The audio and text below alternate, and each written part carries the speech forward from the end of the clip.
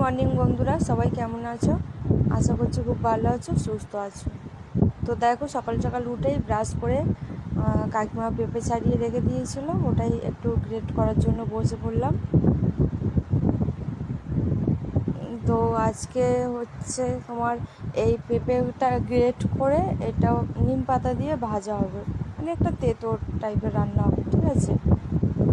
তোমরা কে কে খেয়েছো অবশ্যই কমেন্ট করে জানাবে। পেঁপে দিয়ে নিম পাতা ভাজা।